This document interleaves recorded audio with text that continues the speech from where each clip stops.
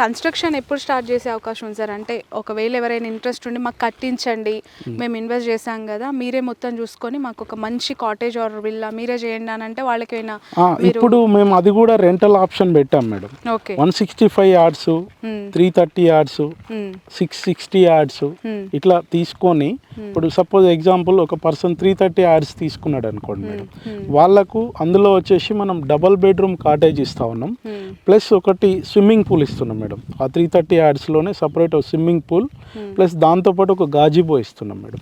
గాజిబో తెలుసు కదా మేడం, మామూలుగా కూర్చొని వాళ్ళు ఫ్యామిలీతో అందరు కూర్చొని ఎంజాయ్ చేయడం, తినడం, భోజనం చేయడం.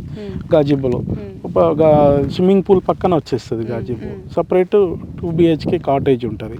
దానికి వచ్చేసి 25,000 రూపీస్ మనం పర్ మంత్ రెంట్ ఇస్తా ఉన్నాం మేడం. ఏది 330 yardsలో. అదే 660 yards ఉందనుకోండి, దానికి వచ్చేసి 45,000 రూపీస్ ఇట్లా ఇస్తా ఉన్నాం అనమాట. అట్లా